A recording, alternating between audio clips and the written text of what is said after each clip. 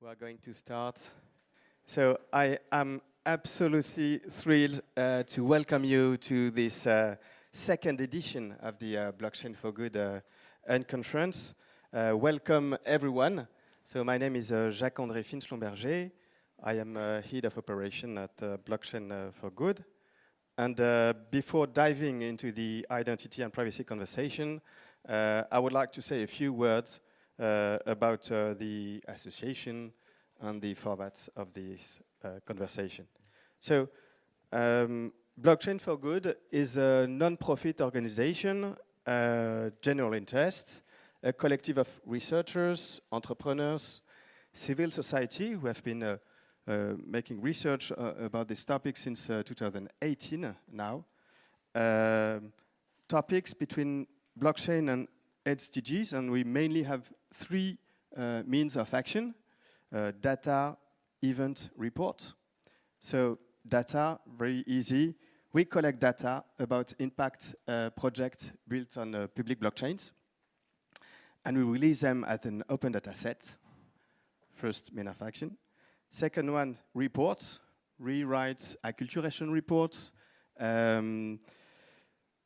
by sector of activity, and the idea is to be understandable by anyone. So even if you are not an expert, these reports are independent and neutral written, and they are published under Creative Commons license. And of course, the third mean of action is events. We organize small event in Paris or bigger event like this one. And again, the idea behind these events is to build bridges between the entire for good ecosystem, blockchain or not related. So today we have the opportunity to discuss four major worldwide challenges. We are going to talk about digital identity and privacy this morning. Then we will talk about an open conversation about food, water, energy, and supply chain. Really interesting. And then the afternoon we will have the first conversation will be about climate and environment. And the second one will be about peer-to-peer money for good. So this will be absolutely fascinating. Our association and the Blockchain for Good Unconference would not have been possible without the academic, financial, and human support of the Institut Louis Bachelier here. Blockchain at Polytechnique, from École Polytechnique in France. Groupe Caisse des Dépôts, Bpifrance, and Crédit Agricole Corporate Investment Bank. So we warmly thank them for giving us the opportunity to conduct research on such topics. So now let's begin for 10 minutes of introduction about this topic, digital identity and privacy.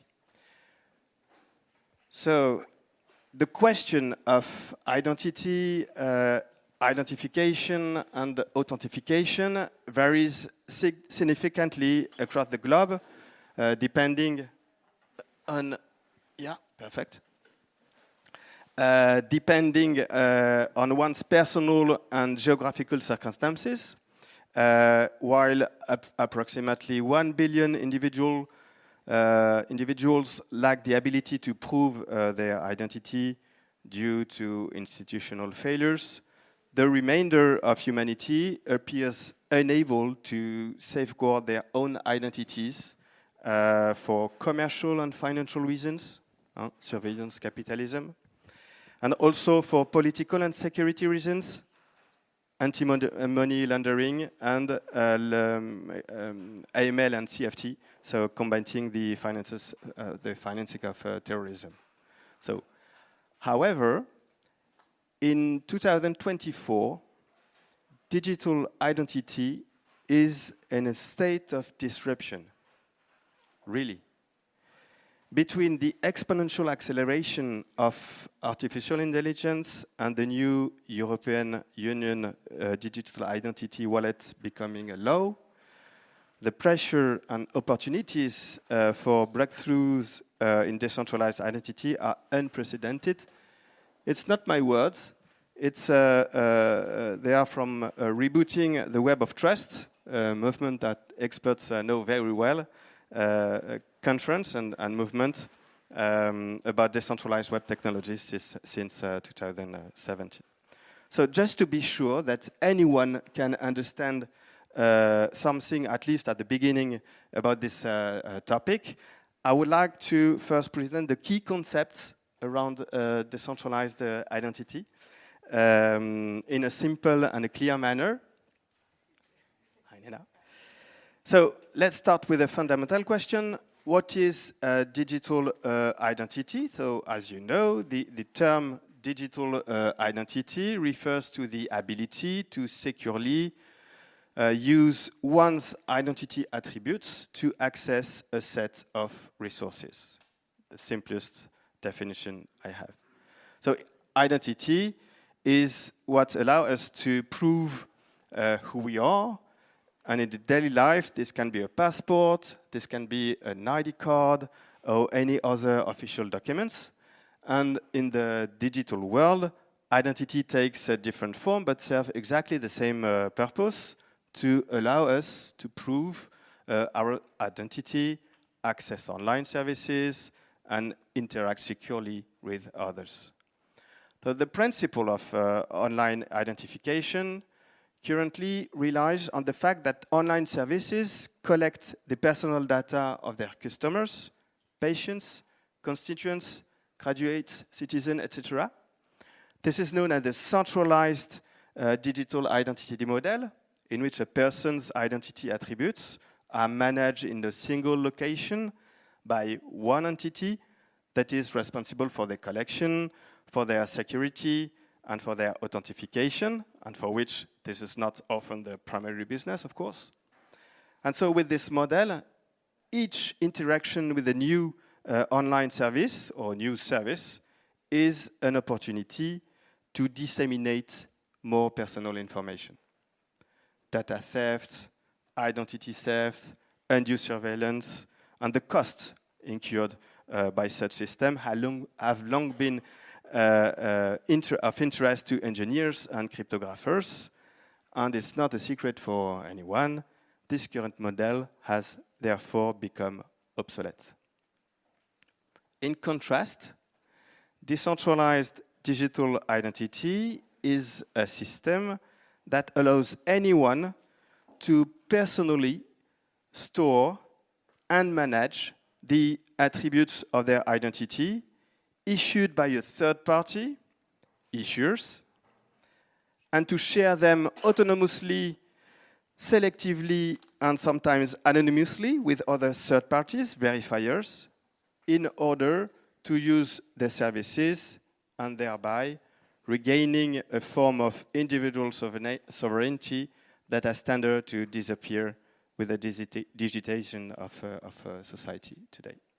So a decentralized digital identity system, sometimes called self-sovereign identity, proposed to reverse the current model based on authentication and access control managed by a single organization towards this tripartite model based on a collection of verifiable credentials that constitutes a person's digital identity. So a credential, is it a big word? A credential, described as verifiable, provides an online privacy-respecting mechanism for cryptographically representing these documents so that they are extremely difficult to forge and can be easily verified using a computer program. So as you can see on the image behind me, the decentralized identity model involved the interaction of three entities: the holder, you, me, an entity, an individual, an employee, who personally holds a software program called a digital wallet, and we'll talk about digital wallet after that, And this is so a digital service, an application that allows the user to hold and manage one or more decentralized identifiers and to receive verifiable credentials associated with these identifiers. So these verifiable credentials are the digital equivalent of printed documents, such as a driver license, for example, which attests your ability to drive a vehicle, or a university degree, which attests to a level of education. Is exactly the same thing, but in an electronic way and cryptographically secured way. Second entity, the issuer, is an entity such as a company, an NGO, a government, we'll see, a university, a club, as you wish, that certifies certain fields of this identity by electronically signing the verifiable credential. It can be the age, it can be the name, the country of birth, the bank account, and so on. And then the third entity is the verifier. It's an entity such as an employer, the police, a public service, a company, whatever, that receive a verifiable credential and check it using the zero knowledge proof, and we'll talk about that either. So that EthCC is a cryptographic technique that allows one party, the holder, to prove to another party, the verifier, that they have certain characteristics or that they have performed certain actions without revealing any other information than the strict minimum. So really the idea of implementing a protocol that transforms a blockchain into an automated trustless access manager while ensuring that users possess, control, and manage their data gradually gain global momentum. Proof of this momentum, the diversity of our special guest with us today. We are extremely lucky to have the opportunity to talk about decentralized identity from very different perspectives. We will see. Daniël du Seuil from European Blockchain Service Infrastructure.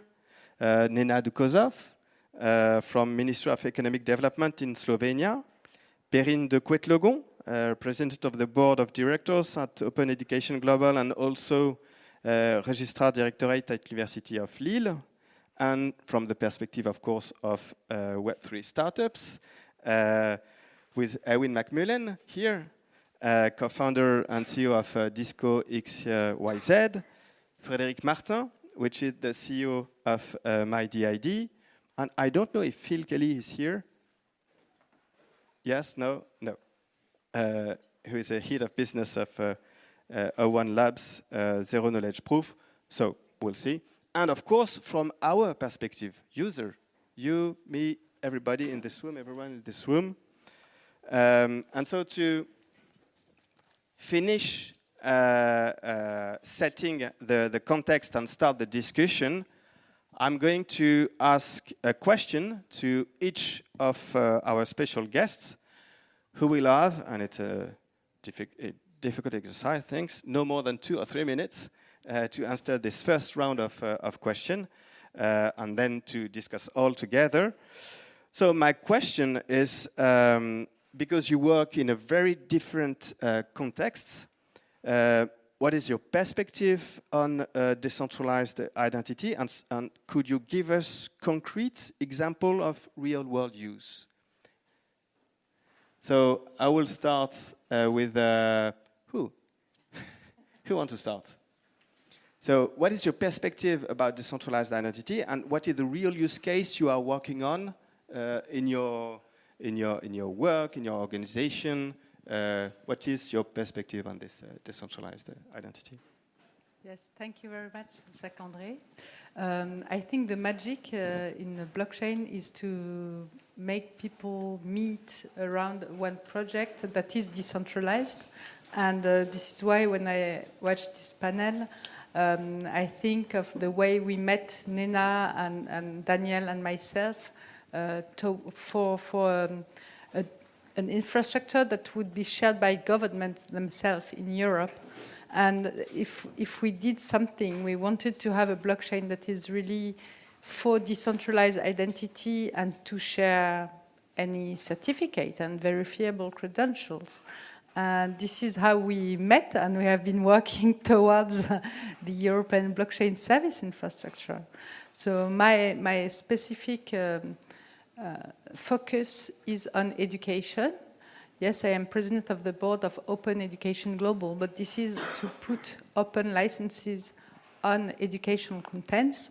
On the other hand, if you learn all your life, you need to have something to prove to other people what you are able to do, what are your competencies and your knowledge.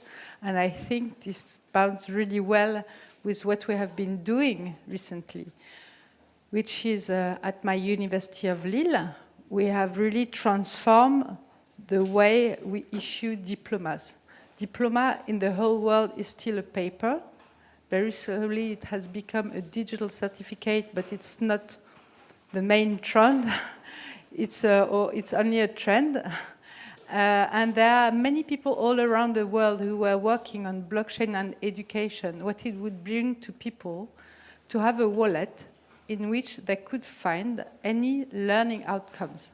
And this is the diploma itself. After 3, 4, 5 years, why wait 6 months to have a paper, you know, that doesn't give people the service it should. And on the other hand, other learning outcomes, which is maybe an employer certificate around what you have been doing with them, what you have learned, what you have achieved, so that it's easier for you to find another job. And of course, there is also the question of open recognition. This is around open badges. Open badges are also certificates, and people who have worked for the last 20 years around peer-to-peer recognition of people. Where are you? What have you done in your life that is not recognized formally in a university or by an employer? Your life is not dedicated to your work and not dedicated to your university. There is another life. And this is what we aim to do, not only at my university, but many institutions, is to recognize informal learning and to put a certificate on that. And that it is very easy for anyone to find it in a wallet and share it with anyone for any reason, practically.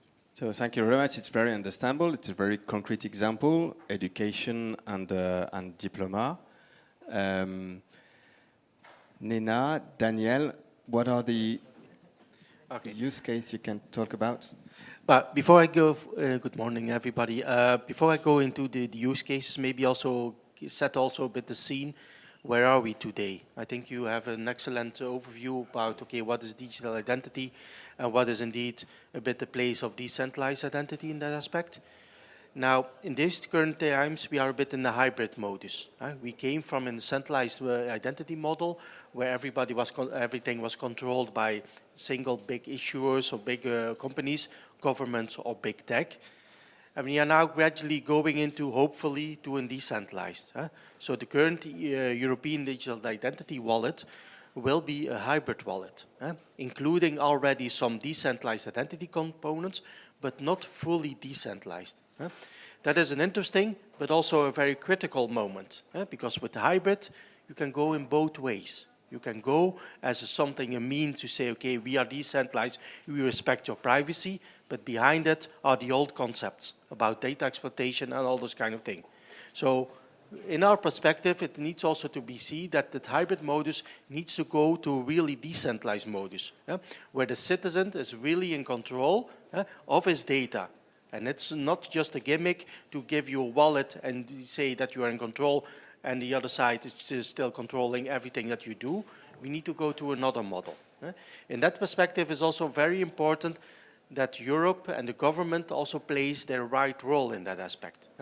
Now we see that European governments are trying to say, okay, we create your wallet, we give you the wallet, we give you your base identity, That is maybe good in a hybrid modus, but we need to go further.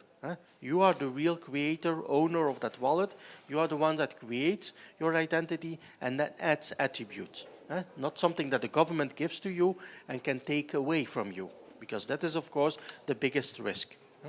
So to put that in perspective, so we are a bit in that hybrid modus between centralized and decentralized, and hopefully, but that's also an effort that the whole community needs to do, we need to evolve to real decentralized aspects, with all the things that you mentioned, with all the benefits, but also, that's also hard, because it's something that is creating a complete new model, economically, but also society, because most tools are into how can I exploit the data? How can I gain access to your data to sell that data? That is the business model that is today. So we need to break that. And that's not will come into something very easily. That is something you need to work on in the complete ecosystem. Currently today, Perrine already mentioned, you have the use cases on education, where we see how we can exchange the educational credentials. I'm also working on EBSI, another project that is also looking at social security credentials. I have certain work documents. If I work abroad, I need to present certain data. That process is very cumbersome. If one country are going to work in Italy, the Italian employer need to check in Belgium, do I have health insurance, do I have certain pension rights, and those kind of things. Give that data to the citizen, and then it can be easily transferred. So we see that those, what we call a bit verified credential paradigm or verified credential method, is something that's very appealing to a lot of businesses. So one use case, you can use it for many use cases. From the case where you're going to say, okay, I have credentials, I need to share with somebody else, it's much easier to give that to the citizens in a trusted way, and then have them share it by his means, without third parties trying to interconnect with all those kind of ways. So in basic, it's a simple way. What is the role of the blockchain in that aspect? It's minimal, and it should be kept minimal, because blockchain is not a tool to store all those credentials, store all those kind of information, so no honeypot in that sense. No, it's just a trust layer. A very basic trust layer, without no knowledge, without too many kind of expertise, but just if I share a credential, that verifier can easily check, yes, that is correct, that came from the right issuer, that came from not revoked, without giving any more information. So that's, I think, what we need to do. But we need to reflect heavily. I think that's maybe this conversation can also contribute to that. What is the role of the government in that? We don't want to replace the big tech with the government. We need to give them a stable and very clear space.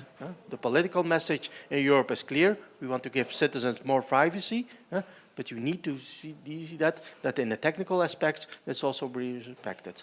In the hybrid modus, there is a risk. So we need to evolve and set up the next step. Okay, how to convince the governments? Yeah, This is the point, actually. When we want to make a revolution, we never start from the governmental side, okay? We need to teach the government how to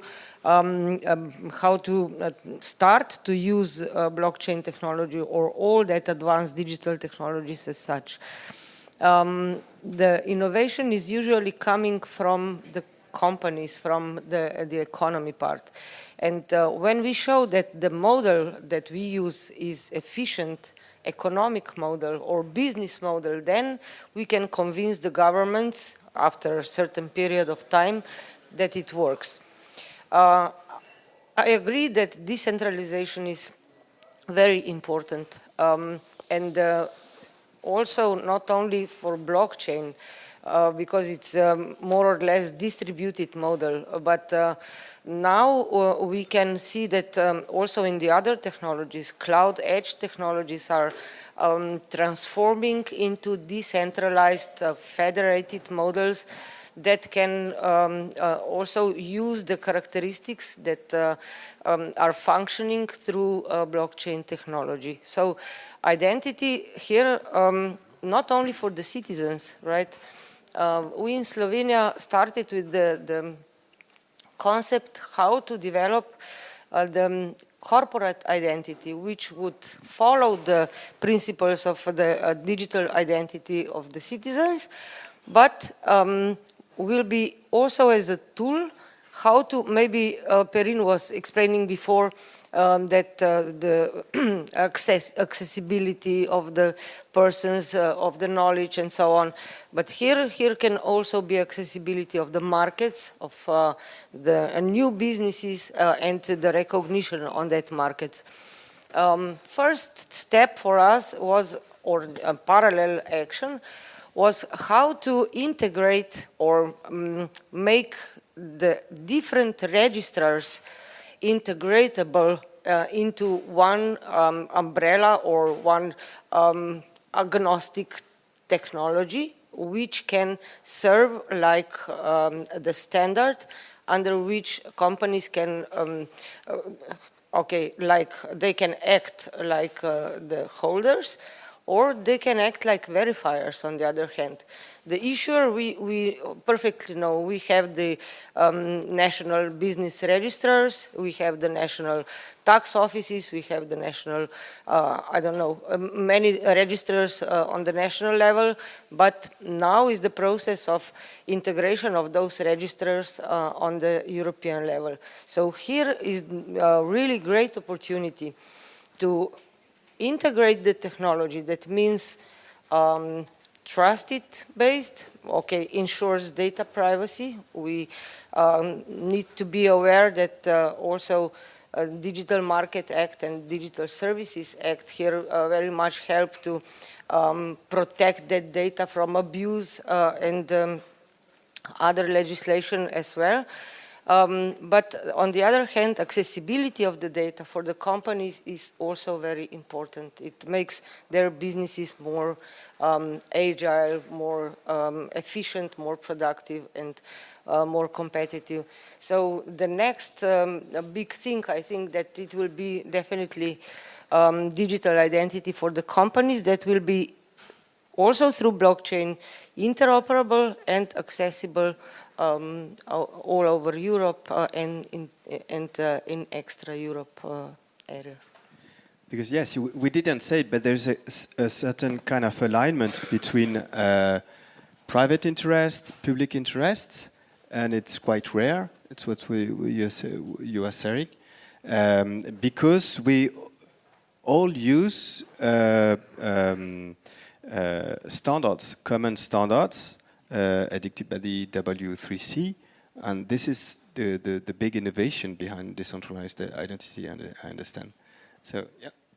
Yeah. Is it working? Yeah. Let's remember it's very early phase of adoption of this kind of technology. So when people doesn't understand everything, it's normal. Don't be afraid. And for now, we have to make people less afraid about this technology, and let's not have this revolution confiscated by. It's nice to see governments and education worlds adopt that kind of technology, but we need more small and agile solutions, and solutions that can survive even the startups that will bring in on the table, because decentralized identity means that usually people and small group of people and enterprise can really own their identity. So their profile is the only thing public. And let's make people understand that we are not talking about putting personal information on blockchains, because it's the first misunderstanding when we are thinking, oh, blockchain is everything is public. So no, we are not working on very dystopian tools to make things worse again.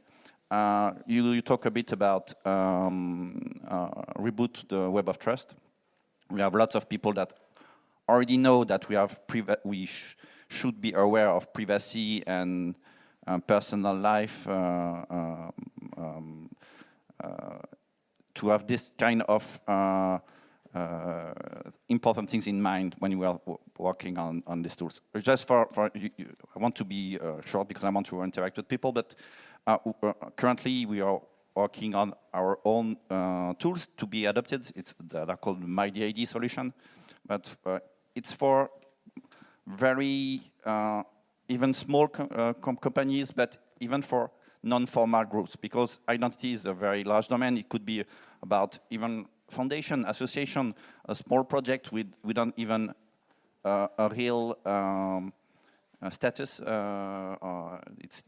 It shouldn't be even publicly declared somewhere on an administration, to have a group and to be able to have a public profile. So we help even companies and small teams who have their public profiles and to be able to issue credentials for their members. And most of the time it's about rewarding people, because even in our technical world we are not very competent, but we jump from project to project, for example, and most of the time we don't even take the time to reward people and give them credentials.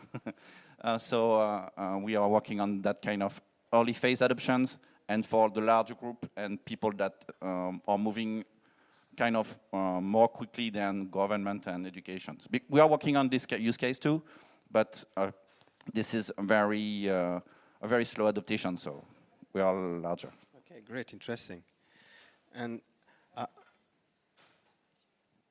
yeah, I wanted to add the question. No? Yeah?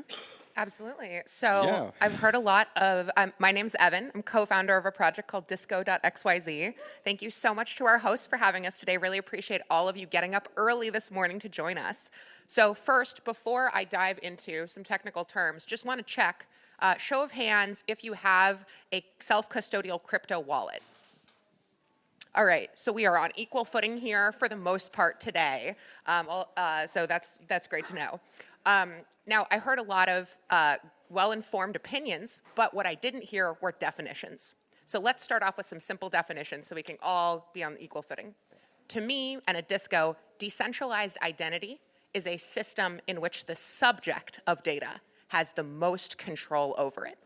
Not ultimate control. You can't just go ahead and change your eye color on your driver's license if you would like, but when you are the subject of information and you have more control than other parties about it, that meets our definition of sufficiently decentralized identity systems. Secondly, privacy. We heard the word privacy a lot. What is privacy? Privacy is the absence of disclosure. You can facilitate whether data is disclosed or not disclosed if you have the most control over it. And so privacy and decentralized identity go hand in hand.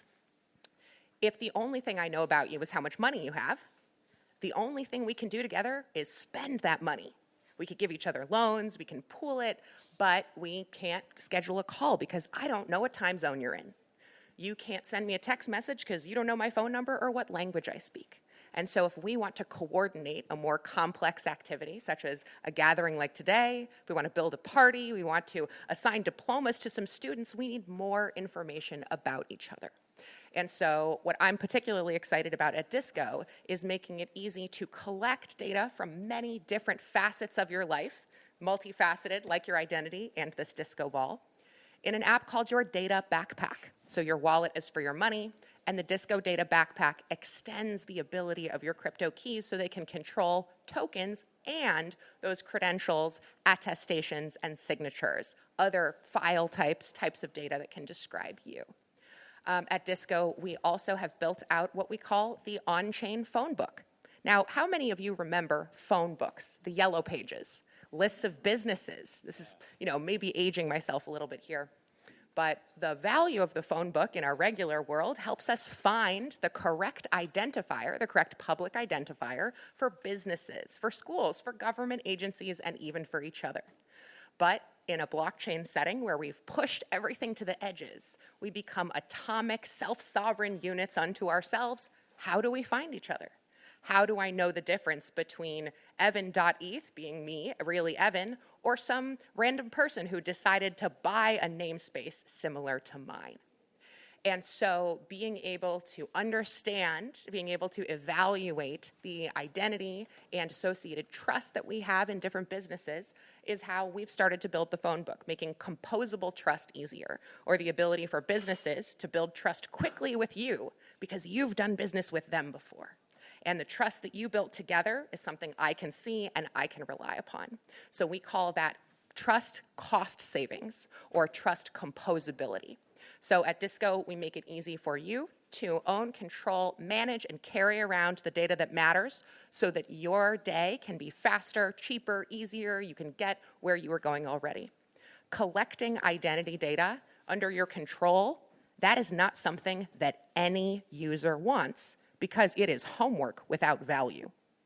The only reason that people are interested in controlling their data is if they can do another activity more easily or in a more pleasant way.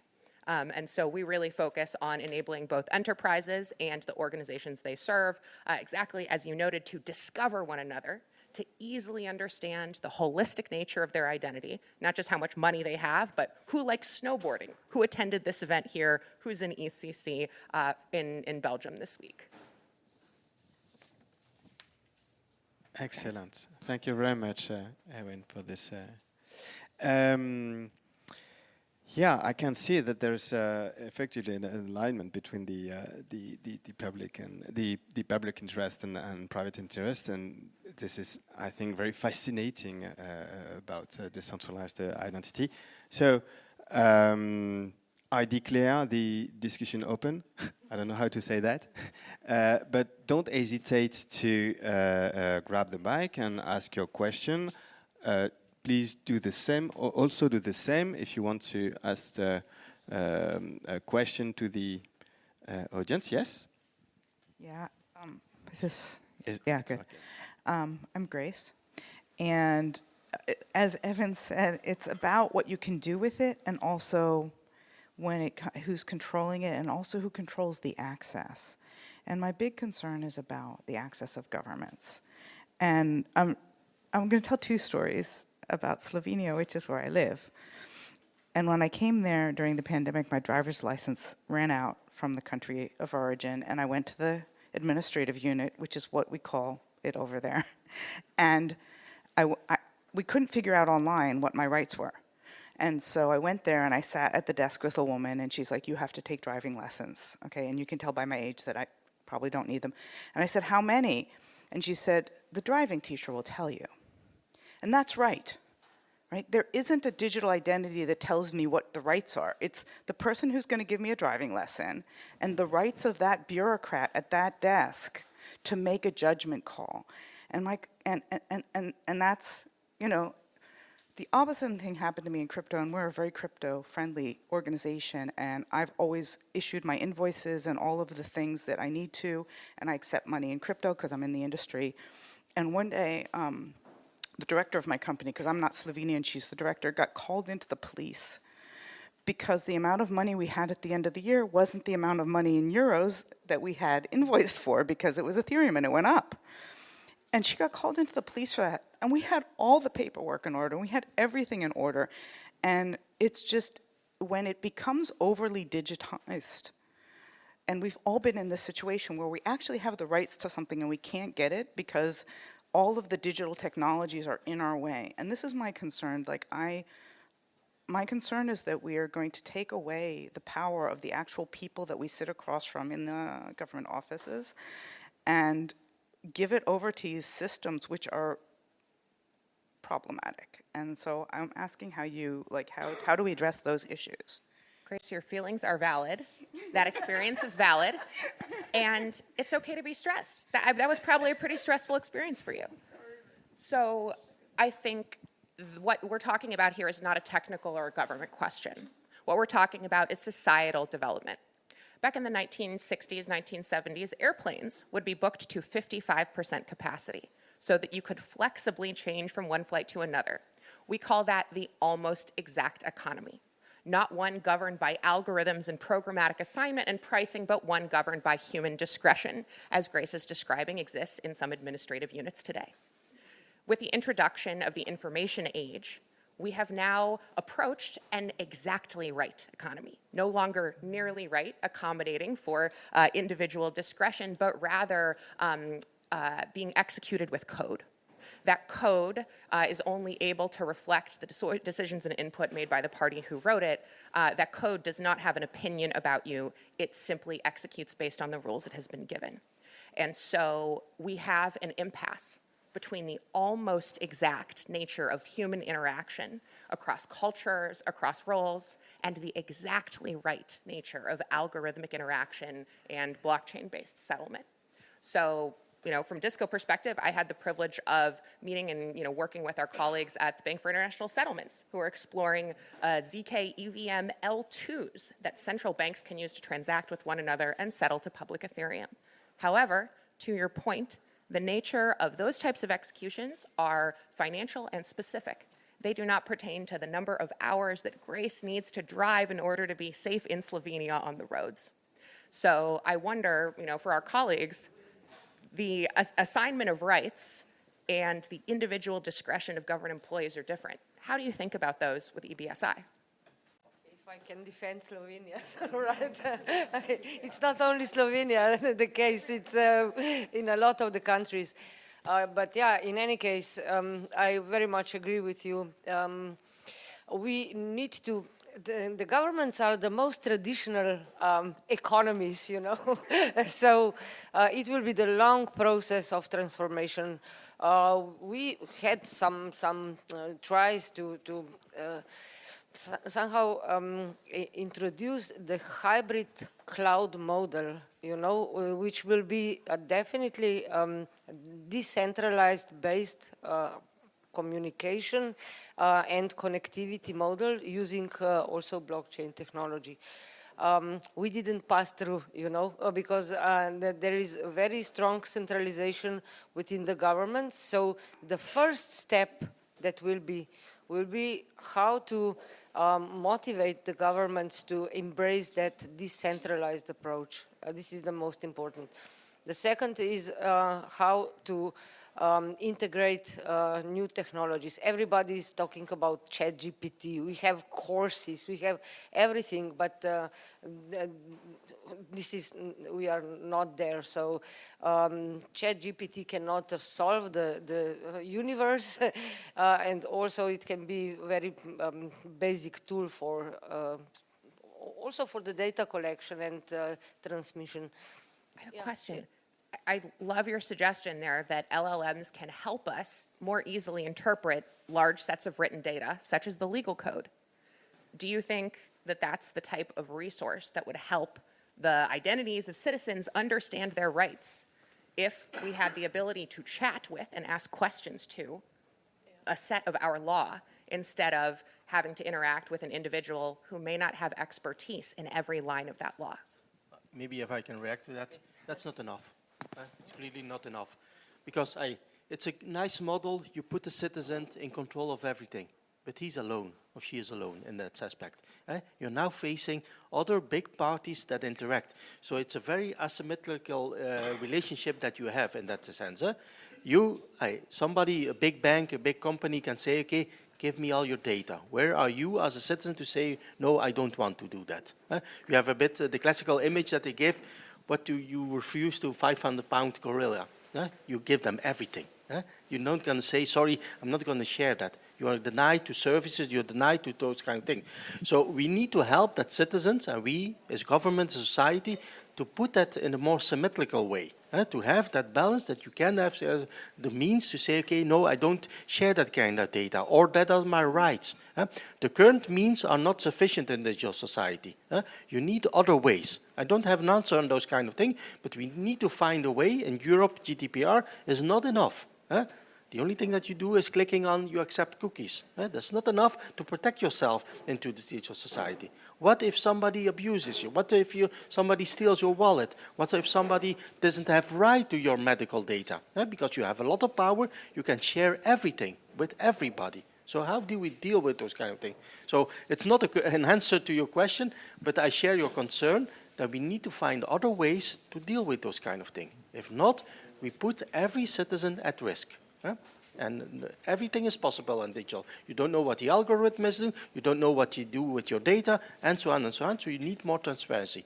And I think regulation, it's a European answer, I know, but regulation needs to be there, more to protect it, and more hard thing. Because at the current pace, you have fines for Facebook or whatever, it's not enough. You need to see how we deal with those kind of things. But it's a concern that we need to address. But maybe to respond, it can be a source because we can create many sources from many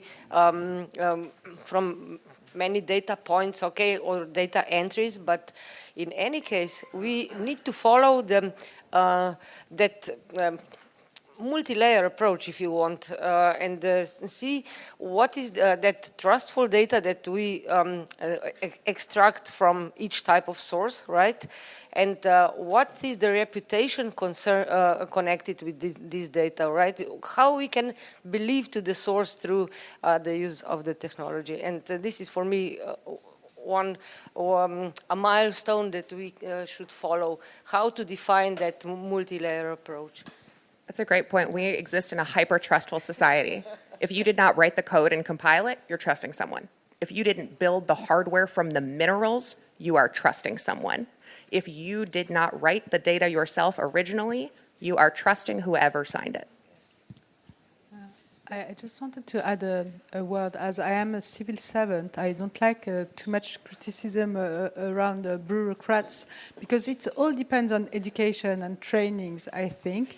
For example, and management, of course. For example, when I came with my ideas around blockchain, of course, people thought I was a fool, but at some point, someone listens, say, okay, let's do it. So we have issued already 60,000 certificate of completion of the diploma at my university.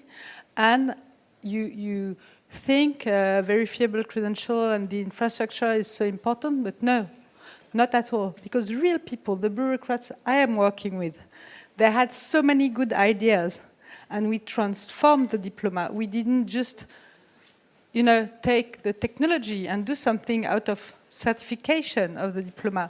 No, it's just one of the features of our new reinvented diploma in the 21st century, as the MIT and the Digital Credential Consortium wrote it in the White Book. So if you let people work around a project, like what would be better to exploit the data of your diploma, what will it be in future for your driving license? What can be the supplemental service we give to people? This begins to be really interesting. And then it has been 1 year we are training everyone that is directly in charge of issuing the diploma in each faculty of the university. So you see, it's a huge process, and I see so many times governments or people or companies saying, yes, the technology is great, we're going to do it, and not taking care of the human beings. I mean, not only the citizen as a user or end user, but the bureaucrats themselves are human. So let's not just Uberize society, but give people a better job, more interesting than verifying a diploma that have been stored for 50 years, which is happening every day in every university of the world. Great. I have one question here. Yes, I just wanted to follow up on what you were saying about we need to reinvent something. And when data are more and more commercial value, and it's the future of our business model, if we want to reinvent something, there's maybe something about putting a clear limit about personal data that should not be commercialized. Is there something like that? I mean, is there anyone who has ideas about? I disagree. I like this idea because it's spicy, right? Are there certain types of data we should not monetize? I believe that I should have the right to do whatever I want with my data. If I want to sell it and I can find a buyer, I think I should have the right to transact with independence. I think the freedom to transact is one of the most fundamental freedoms. However, I also see that there are sensitive types of data for which there may be, additional protections or commercial requirements. So, for example, in the United States, there have been lawsuits regarding period tracker apps, menstrual trackers that women use. Women are more likely to make purchasing decisions when they're ovulating. So companies have purchased period tracker data apps and then assigned different ads to consumers so that they will buy more, manipulating them based on their hormonal cycle. This is very effective, but also very problematic, and so a number of these companies did indeed pay fines. But because there was no law there, they've just started doing it again. So we have limited regulations around medical data that is self-attested, around data that does not have appropriate disclosures. But thus far, I have never seen a limitation on what an individual is permitted to disclose to a counterparty of their own volition, and I don't think there should be. Yeah. And this is the difference between US and Europe. Because in Europe, you are protected by yourself, you know. Certain data, you cannot sell them because it's sensitive data, it's medical data, for example, and you are not allowed to trade with them. Certainly, there's the sale of the clear text data itself. You can retain a copy of the data and sell the right to compute upon it. You can sell access to models, such as we see with RDAT. So you guys might be familiar with RDAT that allows users to contribute data from their own Reddit profile. That data remains encrypted, so it's never seen, doesn't violate any of those concerns. However, you get paid when others compute upon that encrypted data, the right to compute.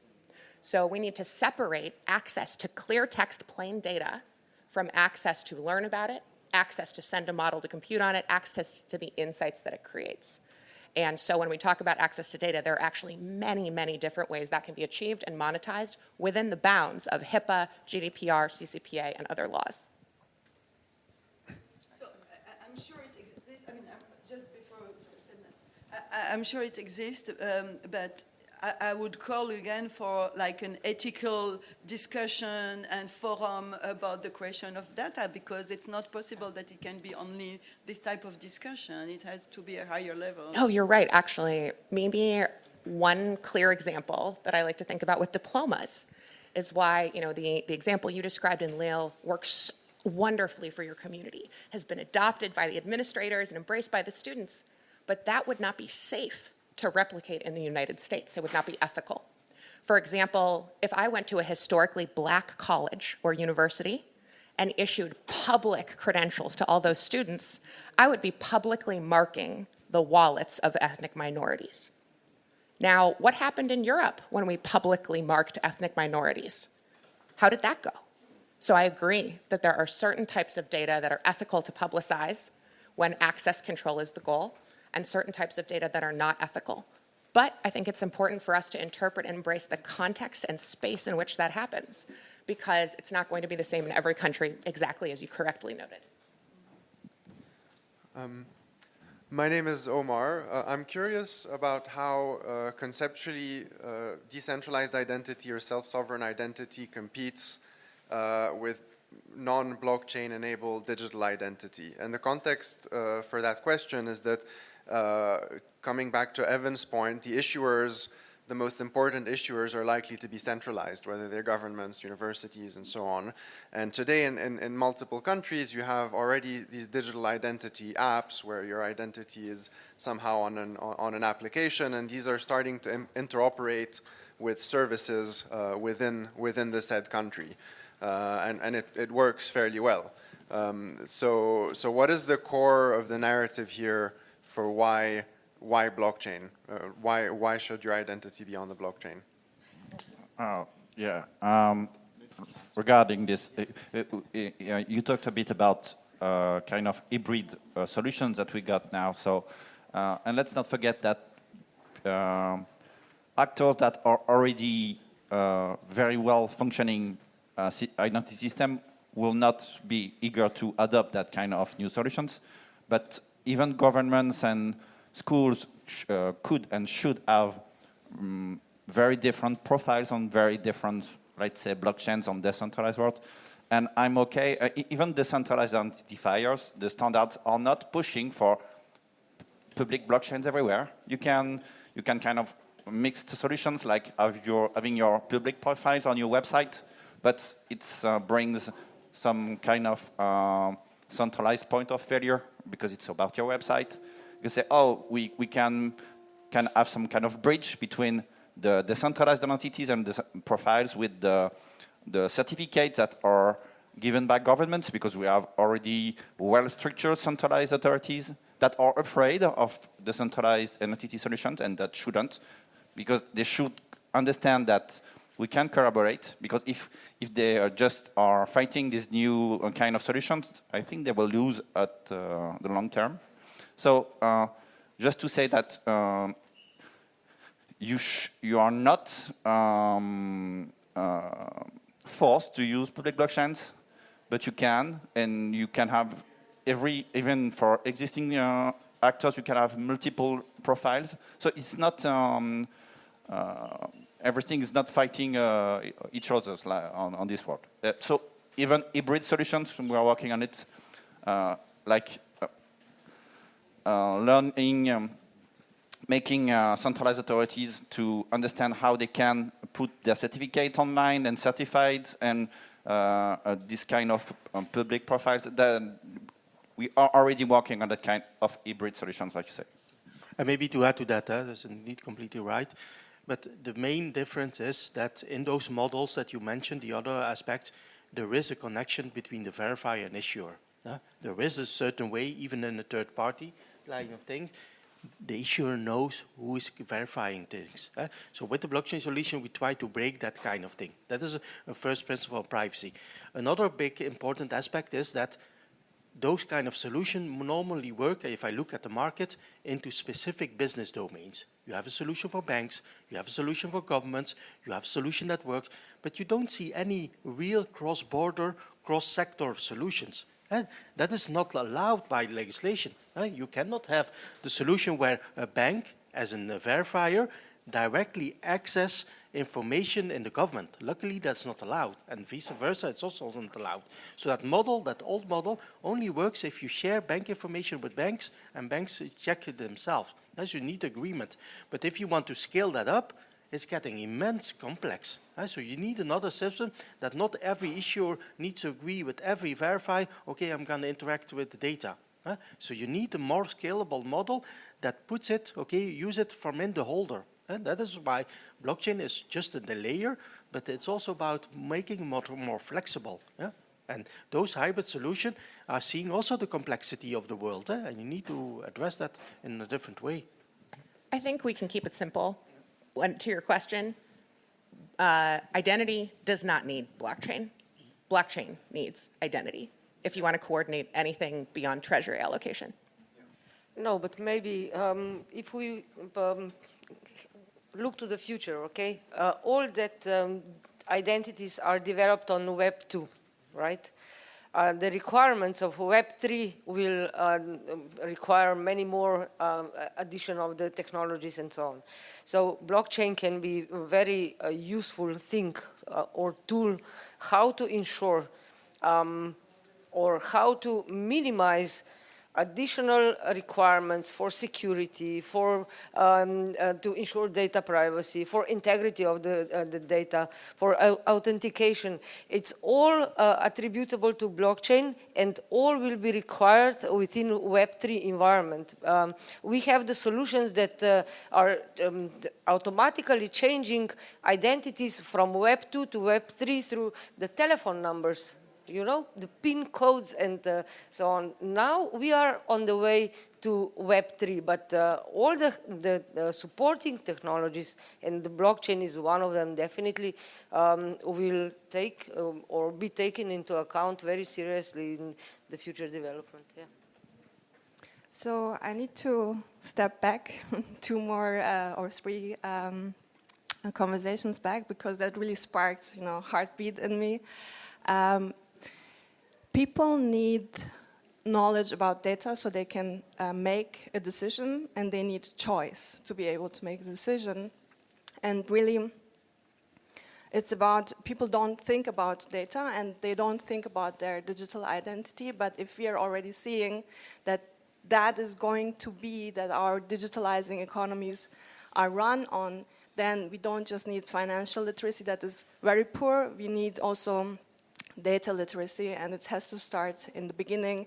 People need to be, come to the idea that the data is not the fingernail that you clipped off and anyone can have it, but it might be your organs, right? So you might, even if you, and especially that's because, let's face it, people are, or majority of the people living on Earth are really disadvantaged when it comes to access to money. And if that, if we're building systems that actually runs on that because people have no choice because they need the money, stuff like WorldCoin is, the worst that can happen. And the only way I see there really be a discussion about that is when people learn, yeah. And my question would be, how do we get there? Like, not about which technology is the best, but what does data, what is my data, my identity, how am I building it? Literally education and literacy. Sorry, if I can react to that, you're right, but it's more complex than that. I don't think really that you having multiple multi-complex processes that you will not be able to understand as a citizen. Who am I interacting to? What are the consequences of the data that I share with that kind of company that I don't know? So you will need smart tools to help you with that. It will be also, sorry to say that, a world where machine agent to agents will discuss in behalf of yourself. You need smart wallets to do that. Because we thought indeed, let's convince people that they don't want to share data. Let's try to educate what happens with that data. It's getting more complex. You have heard some kind of methods that they are using. How do you protect citizens with that? I don't think that it will be only education. You need smart tools that help you on those kind of things. That say, okay, this is an unsafe interaction. Don't do this. This is violating your rights. So I think maybe the startups and all the people that are developing wallets, there is a market. How make a tool that can protect yourself against all those threats that are there? Because it is a warfare to do those kind of things.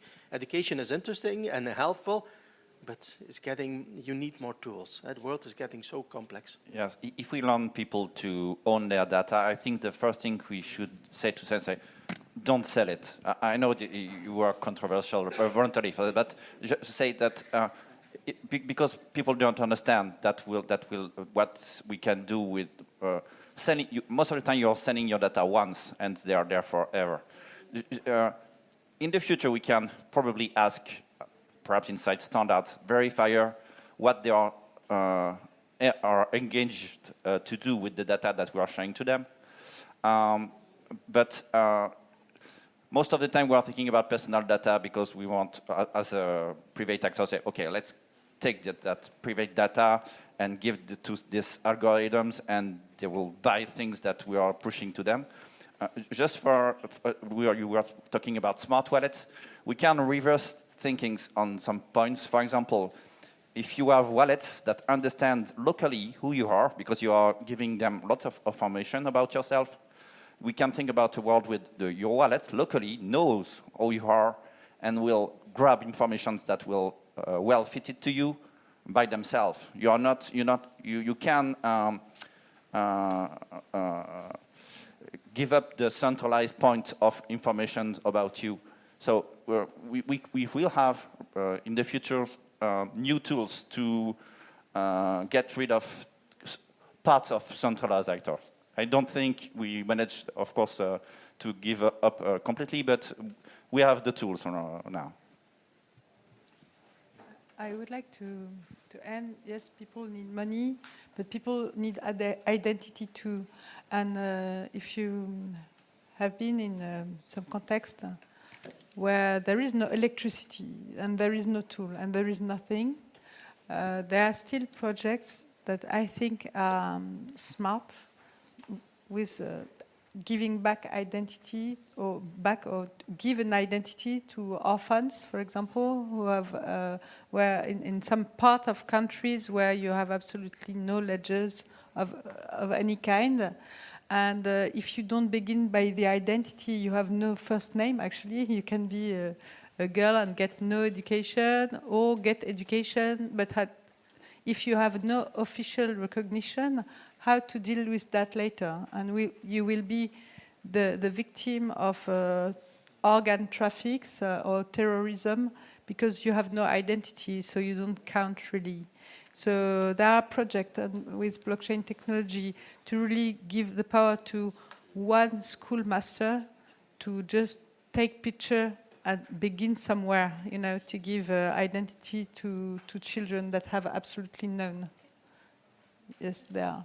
And of course, this pays for education too, because if you begin at school, then you have some learning outcomes too, and it's a beginning of something. It's better than nothing. Maybe to get back to... Can I just say something? Like, you don't Please. get to give people Please. identity. Like, just the way we're speaking, like, you can give people identity is such an inhumane phrase. So please just watch how you're talking about it. Like, you don't get to give a child an identity. They're born with one. Yes. Every person has had an identity since the day they were I born, have heard, many but the stories. databases... Yeah, of course, it's an official identity, but we are in a society where it's quite normal, but in other parts of the world, I have heard stories about children without a first name, and they're slaves. And But that is a fundamental thing, eh? That is how Europe is looking at those kind of things. Currently, today, in the European Digital Identity Wallet, you get a wallet, and you get from the government, and you get your base identity. This is a very core, and that is fundamentally, in my mind, wrong. Because you, as a citizen, not a citizen, a human, sorry. As a human. So you created yourself and then add attributes. That's completely different. But that's the hybrid modus that we need to switch. That's I think we're talking about the difference between an identity and an identifier. No, So an that's- no, no, it's not- identifier is that's given not to the you from the case. government. That is even not. Identity and identify, we are past that. Because some countries thought you need an identifier, you need a unique number, but it's not even that. It's about, creating that complete identity, your wallet, complete solution, your digital... Database entry in a government database, whatever we want to call that now, and totally hear you, that in different languages, these words mean different things, and that can be very personal because identity is a very personal topic. So heard, and I think we can all reflect on how our different cultures use different languages, and that can cause conflict or can cause misunderstanding when we talk to people from different backgrounds. So I think you noted something really important here, where even regardless of the edge cases, we don't think about edge, or if we're not talking about edge cases or government function, but rather talking about media literacy, which I think was your original question. How do we educate media literacy as a community? How do we acknowledge that that might be a valuable topic? And I think what you imply there in that question is that data is labor, that data has value. Yeah? Not labor. So the generation of value done by the act of existing, right? Because that data describes you because you exist, that intrinsically has merit in an economic exchange.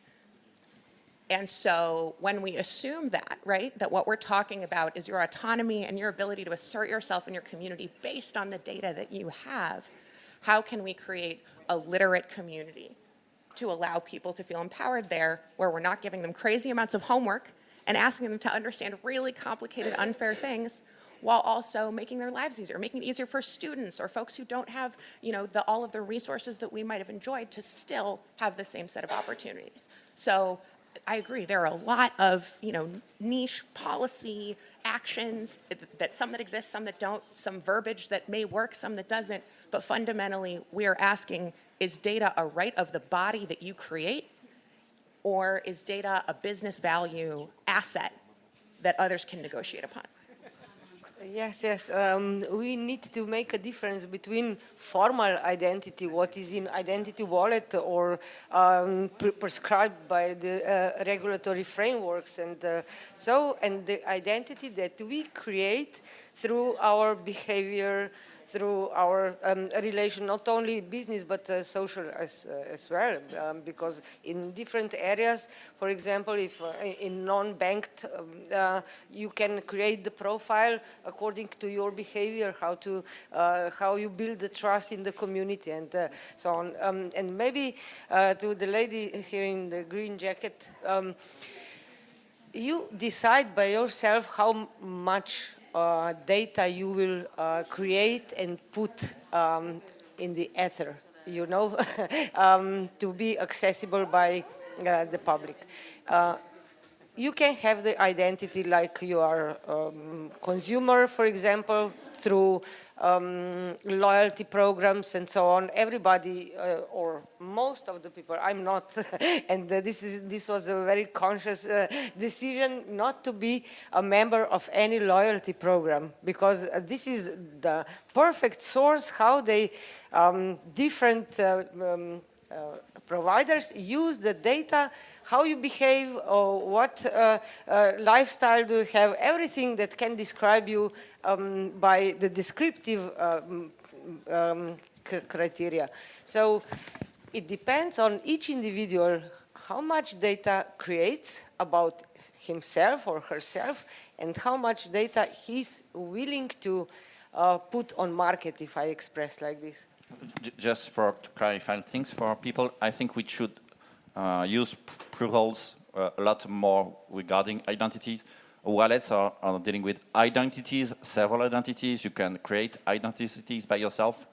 And yes, we should be aware that if we are forced to have all our data linked to a centralized identifier that we were given by a centralized authority, yeah, it could be a single point of failure regarding privacy, that kind of thing, and correlations. But let's think about having each people having the ability to have lots of identities, and just not one.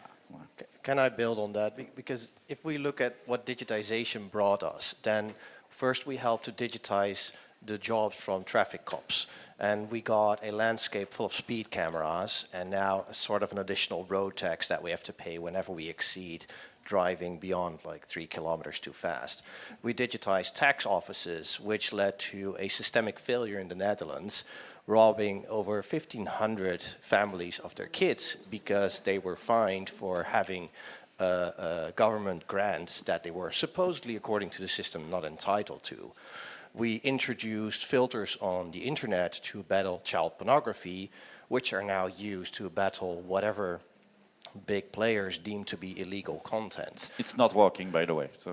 No, well, the thing is, it's working. The question is for who? And my concern with digital identities is that we're opening Pandora's box, because as a digital society, we're very childish and immature. Do we actually believe that we have the responsibilities and the capabilities to deal with these technologies in a responsible way? I'm not so sure. I'm curious what you guys think. The box is already open. So if we're not here, who else is? Too late for that question, right? Yeah, I think Pandora's box has been opened. I agree. I think many of these technologies are beginning to show what negative externalities happen when we are not thoughtful about what those externalities can be. And so if we were not here having this discussion, it would proceed unfettered. So my thought is, I'm grateful that we're all willing to engage in this topic. I agree that it is a challenging set of goals ahead of us, one that's likely to require ethical guardrails that have not yet been articulated. There is no Hippocratic oath of builders to do no harm to those you serve with your products. But I'm hoping that questions like that will invite us to rise to the occasion and do so. Hi, I'm Sean from ICSO. So what I found to be a useful sort of mental model around identifiers is that there are accounts that we have. So your national identity number, for instance, is the account that you have with government. And each of the providers of the accounts, if it's a third party that is giving your account, provides you with a bunch of services and is responsible for what they do with your data. And so under regulations like GDPR, that's a lot more regulated. The self-issued identifiers, where you create a non-custodial account, also has a certain range of services and rights and things you can do with it. So I think that's a useful distinction when talking about why blockchain and versus central identities and so on. Some of these accounts are custodial, and others are non-custodial, in the same ways that we think about blockchain accounts for transactions, for financial transactions. And then in terms of data, we must always think of the counterfactuals as well. So I do a lot of work in Africa, for instance, where people just don't have information about themselves. And that's a huge cause of exclusion from all kinds of things, whether it's financial services, education, work opportunities, etc., etc. Anyway, I think that there are some ideological things here, and there's different. We're kind of talking about at cross purposes. I think sometimes when we're mixing identifiers with accounts, with regulations and so on, and it would be useful to speak of those, each in their own sort of right. Maybe kind of a spicy American take on some of those elements that you described, and I think this kind of gets into what we were talking about earlier as well. So from a regulatory perspective, business leaders who are in charge of data have a couple competing interests that they need to serve where I work in the United States. There exists what's called fiduciary duty, or the obligation of an executive to make as much money as physically possible if they operate a business. And then separately, there is the, I believe it is the Citizen Information Security Act of 1972 that obligates the right to be let alone and defines citizen data as protected data in classes similar to businesses. So at once, there is an obligation to access as much data as possible to optimize the business, while also respecting the set of boundaries that have been established around what you can do with that data. And so therein lies a tension. It's not that business leaders desire to harm their users. It is that they are being pulled in two separate directions, both being told this is your legal obligation, and if you don't do it, you are in big trouble. Thank you. I think there will always be negative externalities to all, digital innovation. The question is, how can we put the opportunities and the values, as in the driving seat, but also people who actually are not benefiting from those developments in the driving seat, and how can we use digital identity as an opportunity also to challenge the system. And one of these opportunities to me, and Frédéric, you mentioned this, is about creating the new system for peer-to-peer recognition and rewards and linking it to the financial system as well. This is going to change how we think about the work of the associations, how we think about the work of the networks, because currently we only have the government, we have private sector, and everything is in between, is kind of a gray area. So I think digital identity and how we think about peer-to-peer work is, to me, as a breakthrough. I wonder how you think, maybe Frédéric, you could elaborate about what systems do we need to put this in place. I'm also imagining how this could change the way we contract. Like, for example, in the context of the government, there is a social contracting mechanism when we can actually contract individuals or organizations from, civil society for work. The thing is that how do we look at their credentials is usually based on how the government qualifies them, but not on how citizens or peers qualify them, right? So digital identity is going to shape how, if we create a network and if we recognize each other as peers, and the government uses this mechanism, we can basically kind of, change the system. So to me, these are the breakthrough opportunities in terms of where the system currently doesn't function and the opportunities where we could go. I also agree with Frédéric that this is also an area that is underdeveloped because this is smaller solutions and also requires bringing in the groups that are not traditionally part of this circle of discussions. So to me, and this is where we work of kind of bridging the gap between civil society and innovation and government and the donors. So I'm looking forward for those kind of solutions that are also challenge the status quo and kind of present new opportunities for the system. Very quickly, you're right to say that we mostly addressed drawbacks, but there are two opportunities, and thank you to, I don't remember his name, for bringing this. Mostly we talk about having too much information, but we are systems and people that don't have access to rights because they don't have the capability of proving things, simple things about themselves.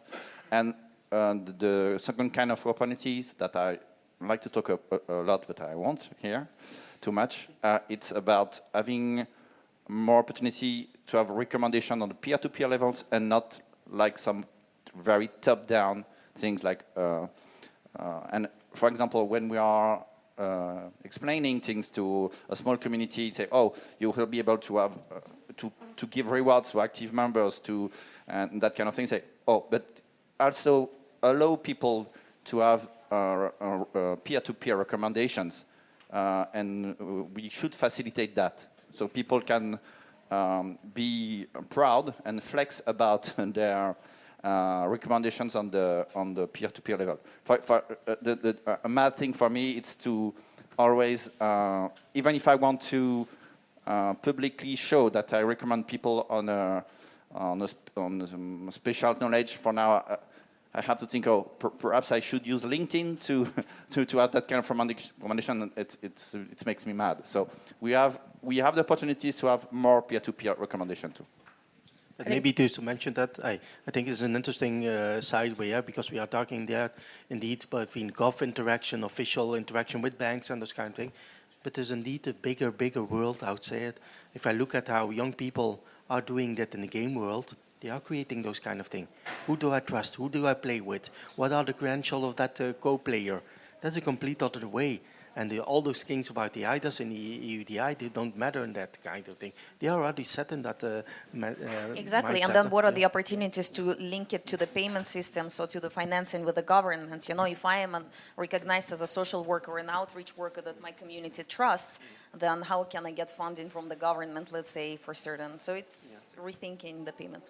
But it's also a bit a parallel world, because you say government, but if you see that they're interchanging tokens already today, values that they have, they want to go it cross gaming. It's already happening today. In the gaming industry, I see that tokens and all those blockchain solutions are a part of that. They don't discuss what is the use of blockchain, do we need it? It's part of that. It's past those kind of things. And it will be the same when maybe in the metaverse and whatever it will be. Those kind of solution will be a part of it. No? I completely agree. It's already here. It's just not equally distributed.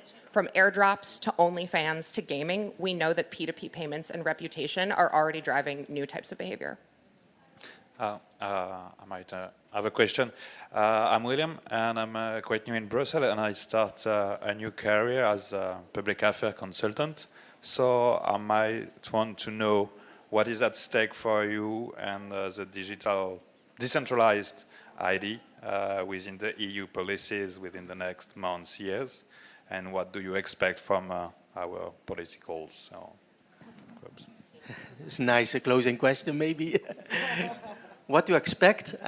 You need to put pressure that is going into the right direction. I talked about that hybrid modus. It can go both ways. It can go back again to the old world that they initiate, back to centralized, back to the kind of thing. But we have a solution. They are now including in the EUDI verified credentials. That's the first step. And they are considering to use blockchain as a means of verification. So that's a very first victory, to say so. But the base identity, the wallet, is constructed very centralized. You will get, if you're a Belgian citizen, you will get from the Belgian government your wallet and your base identity. And that will be there. Hopefully it will evolve that the Belgian government will not issue the wallet and have control of the wallet. And also don't link it too hard between the identifier that you mentioned. So hopefully we'll get all the solutions and that you create your own identifier and then your base identity is just added as an attribute. But that's an evolution that we hopefully see in 3 to 4 years. That's not the active solution today. That will be something that hopefully with the wisdom and with the pressure of the society that demands more privacy can be enabled. Yeah, I agree with you. We are here. We started with, it took us 5 years, I think, until we came to verifiable credentials and blockchain as a foundation technology for also EUDI wallet. But faster we go towards Web3, towards Web4, more we use or regulate or push AI and other technologies that can be compatible, that can converge, right? More decentralized approach is foreseeable, or it has a potential to be used. We can expect some mature solutions also from the side of the European Commission, because the concept is what is adopted by the European Commission then is spread on the countries. So maybe in next 5 years period, some moves will be made also in this way, to use more decentralized approach, to use more interoperable approach. You are probably familiar also with that European white paper, how to integrate or boost the connectivity systems in Europe. So the infrastructure will enable all the solutions that we will be interoperable and used for that kind of transactions.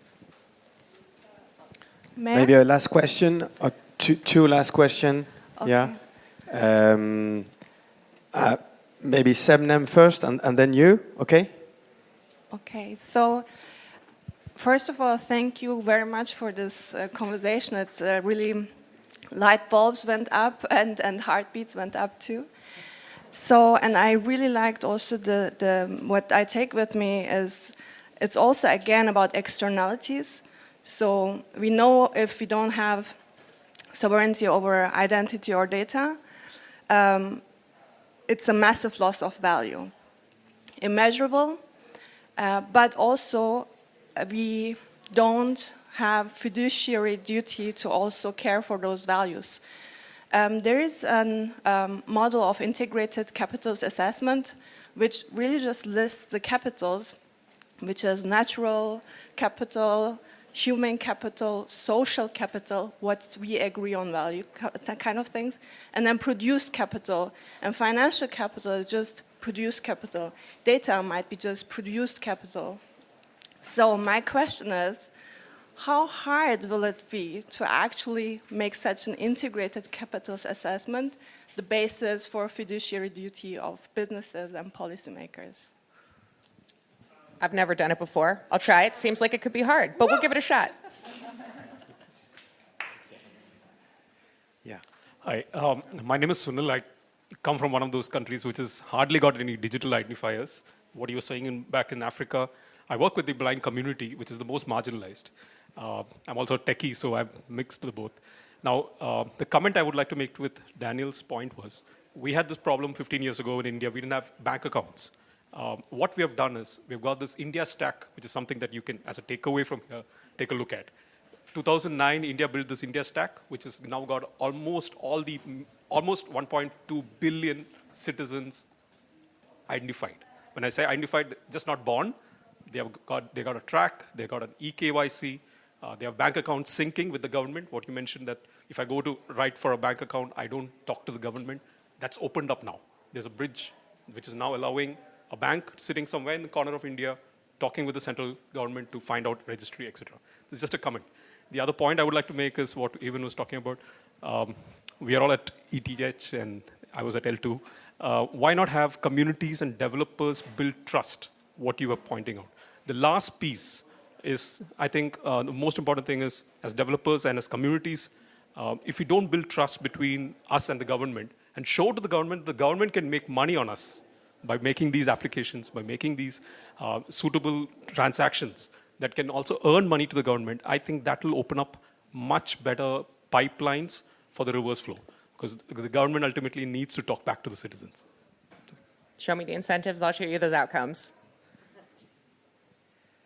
Excellent. 90 minutes is definitely too short. Thank you so much for this discussion. We have to get a break before diving into this next conversation. Food, water, energy, and supply chain. So thank you very much for your implication. It was really meaningful. Thank you so much. Thanks, guys.